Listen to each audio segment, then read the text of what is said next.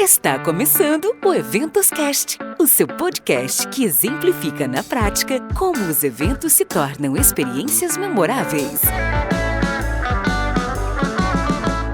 Olá, apaixonados por eventos! Sejam muito bem-vindos ao Eventos Cast, um espaço para conectar, transformar e gerar valor através dos eventos. Eu sou Marcele Souza, publicitária especializada em eventos.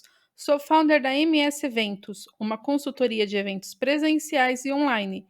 E por aqui você encontrará assuntos relevantes sobre eventos, além de dicas para te ajudar a criar experiências memoráveis.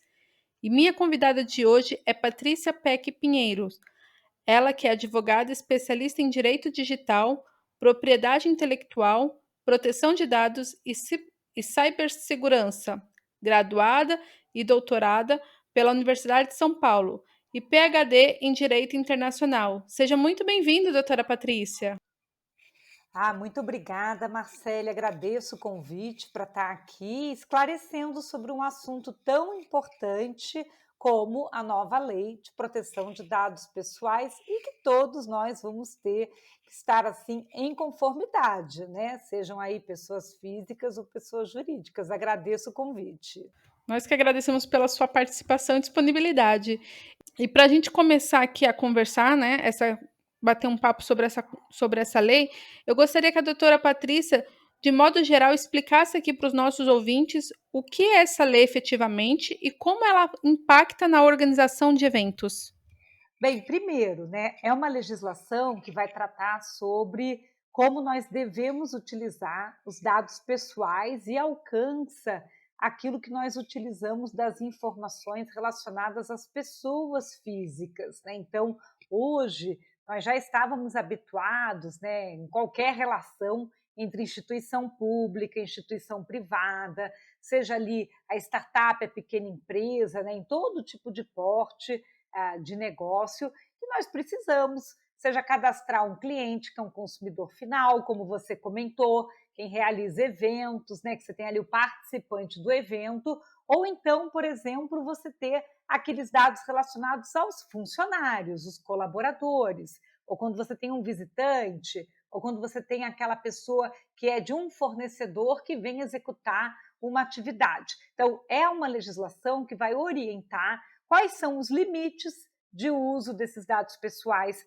como que eu faço um uso legítimo, com transparência, mas principalmente, Marcele, é uma legislação que fala de proteção dos dados pessoais. Tem uma preocupação muito grande com essas questões de segurança da informação, até para a gente evitar coisas que estão acontecendo bastante, que a gente vê mesmo, agora mesmo em 2021 tem tido muito episódio de mega vazamentos.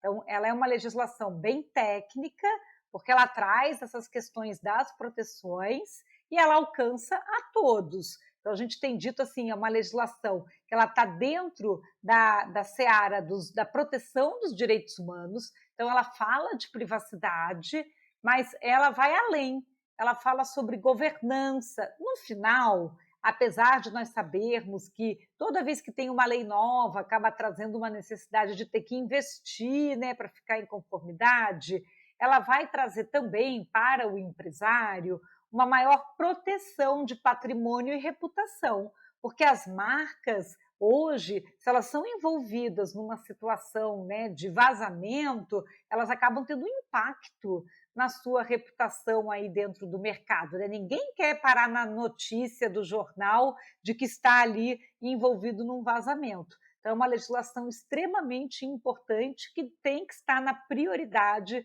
aí da agenda, né, da pauta do plano de ação dos executivos. E a fiscalização, doutora Patrícia, ela caberá à Autoridade Nacional de Proteção de Dados Pessoais. Então, é correto afirmar que não só o idealizador do evento, que é o cliente, mas também o organizador ou a agência que faz a intermediação da contratação desses serviços também pode ser penalizadas? Sim, a sua interpretação está muito correta. Essa é uma legislação especial, ou seja, ela vai tratar um tema que trouxe toda uma organização nova nessa parte jurídica aqui do Brasil. Então, como ela fala de proteção de dados pessoais, ela trouxe dentro da lei uma autoridade fiscalizadora específica que você mencionou, que é a Autoridade Nacional de Proteção de Dados, a ANPD. Então, a gente passa a lidar com uma nova autoridade fiscalizadora.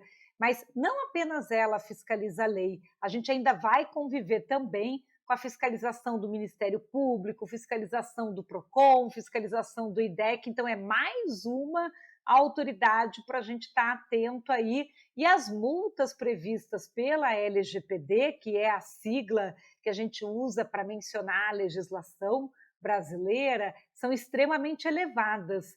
O artigo das multas é o artigo 52. Elas acabaram sendo prorrogadas devido à pandemia de 2020, como você mesmo mencionou, a lei já está vigente, ela começou a vigorar desde 2020, mas naquela época, devido a toda essa crise, né, de saúde, que trouxe uma crise econômica, o legislativo houve por bem trazer uma outra lei, que foi a 14.010, e prorrogou as multas para começarem a partir de 1º de agosto de 2021. Então, nesse momento, está todo mundo aí buscando a conformidade com a lei, porque a partir do dia 1º de agosto de 2021 começam as multas, e as multas elas envolvem a aplicação de uma multa elevada, ou seja, 2% do faturamento da empresa até 50 milhões de reais por infração.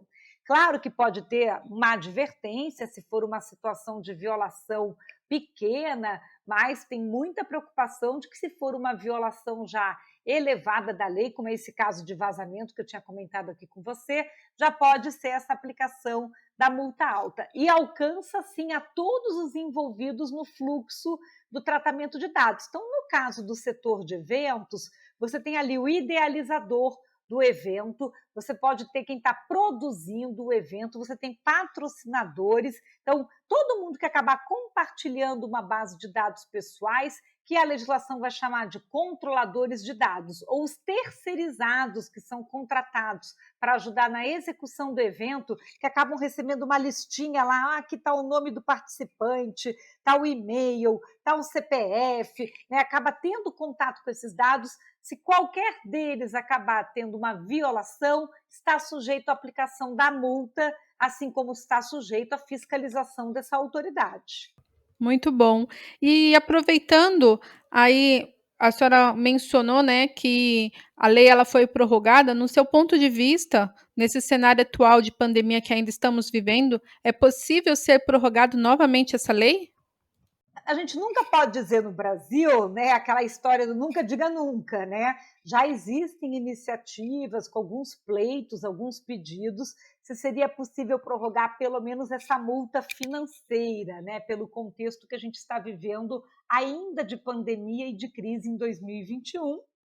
Tivemos aí já pedido de projeto de lei para que de repente ficasse para janeiro de 2022. Mas ao que tudo indica, pelo próprio andar da carruagem aí da autoridade, que já está organizada, já tem um plano de trabalho, já tem um regimento que foi publicado, o site da autoridade da NPD já está funcionando para recebimento de denúncias. Eu acho um pouco difícil, sabe, que haja uma prorrogação nova, porque isso geraria um impacto muito grande na própria imagem do Brasil. Essa legislação ela é considerada quase como uma lei importada. Nós nos espelhamos numa regulamentação europeia chamada Regulamento Geral de Proteção de Dados, GDPR, da Europa. E na época, quando o Brasil trouxe a lei aqui para o Brasil, o que foi feito é que assim a Comissão Europeia alegou em 2018 que só faria negócios, continuaria a fazer negócios com países que tivessem lei de mesmo nível. Então, o Brasil assim não teve muito para onde correr, né? Porque se a gente não tivesse uma legislação semelhante ao GDPR, nós poderíamos sofrer barreira econômica com a Europa. E aí não dá, né? A gente, ainda mais num momento como esse, como assim ficar sem poder fazer negócios com a Europa? Então, assim, eu acredito que pode ser difícil, mais uma, ou seja, fazer uma nova prorrogação da legislação, porque isso pegaria muito mal para o Muito país. bom.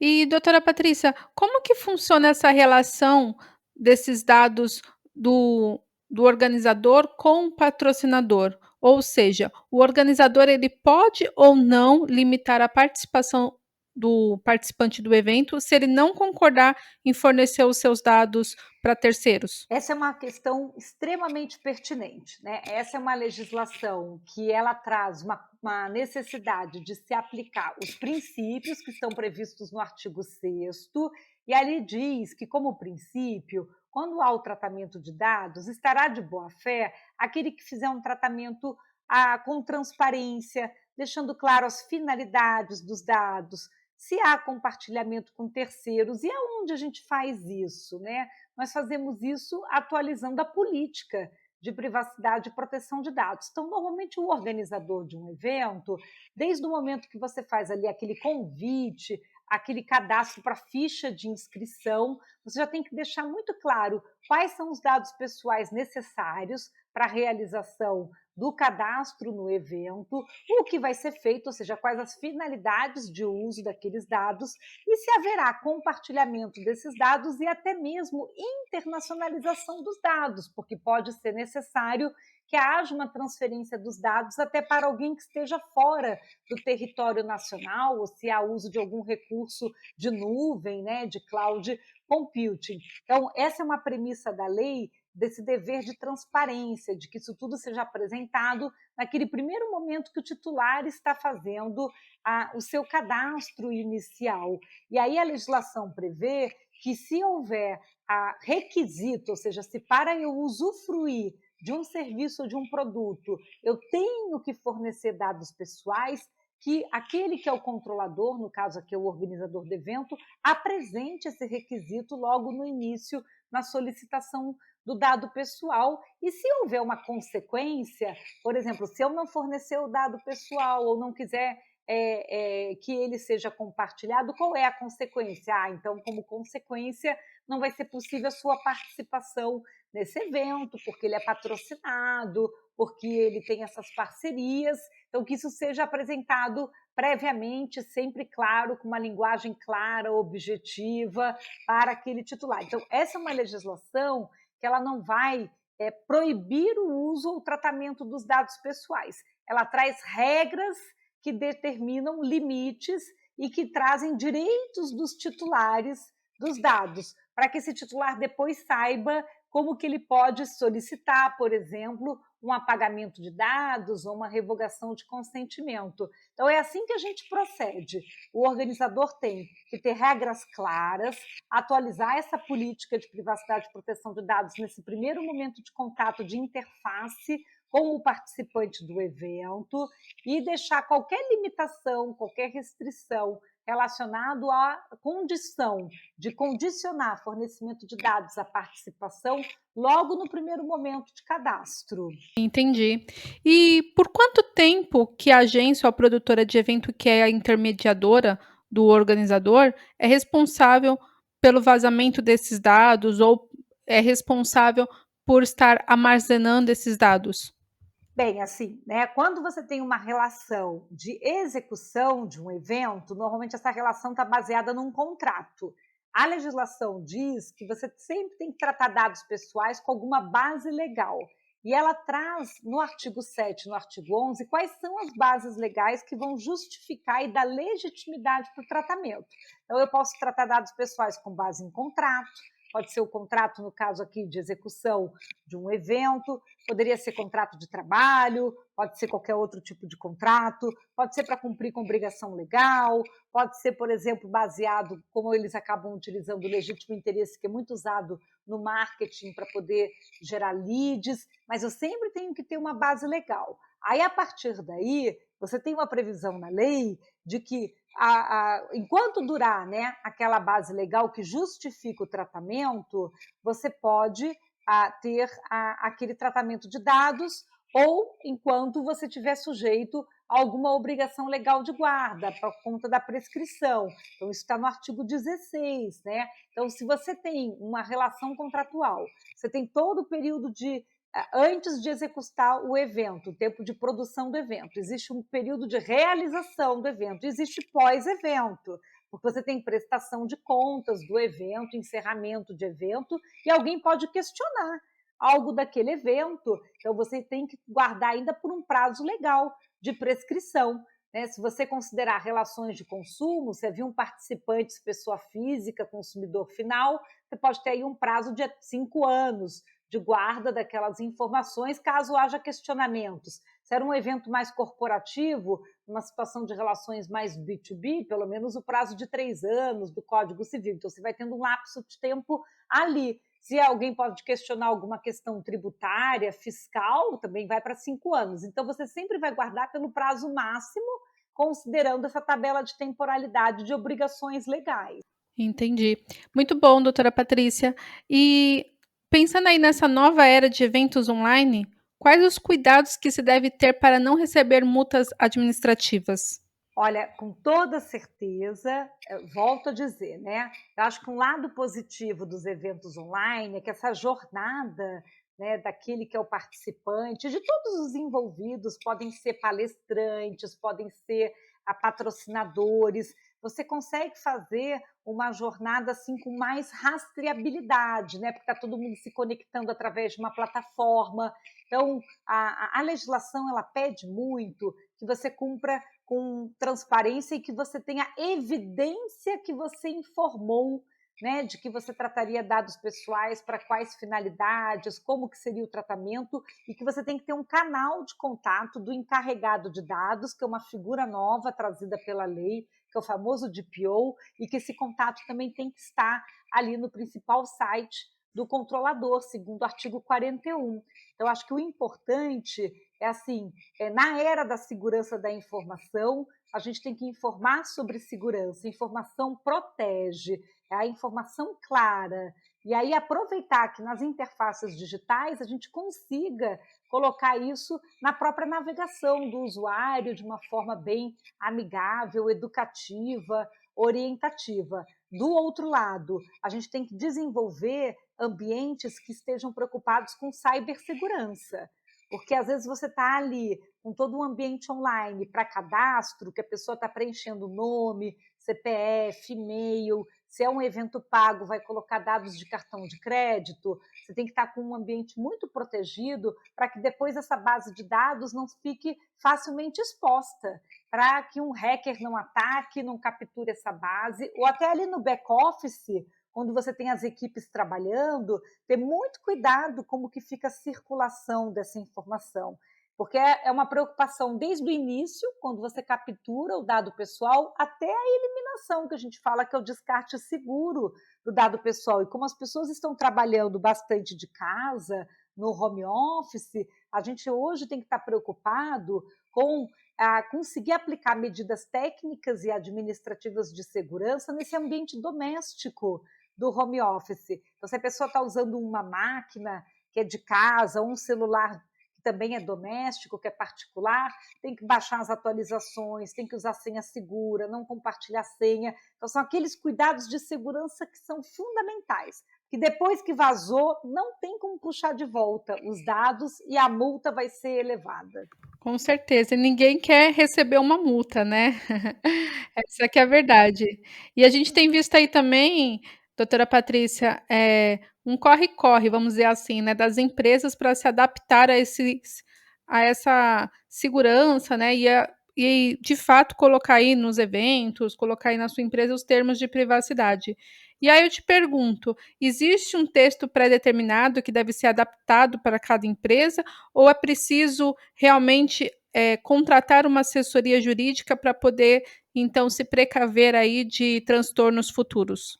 Olha, assim, depende muito do tamanho, do porte de cada empresa, né? Com toda certeza, essa legislação exige uma atualização. Tem havido, assim, tem muitos cursos disponíveis na internet, seja formato gratuito ou pago. Acho importante que alguém da empresa fique responsável pelo assunto da proteção de dados e se atualize, Mesmo que você contrate um parceiro, um fornecedor, seja ele uma assessoria técnica ou mesmo jurídica, ou híbrido, né, de técnico e jurídico, né, de ter o conhecimento internamente é importante porque é um assunto que você vai ter que aplicar um programa de privacidade e proteção de dados que é contínuo. Né? A legislação começa a vigorar e não tem mais fim, né? E vai levar ainda alguns anos para a gente alcançar uma maturidade adequada. Mas uma forma de você acelerar o aprendizado é sim chamar um consultor especialista que pode contribuir para que a empresa já fique numa conformidade de uma forma mais rápida.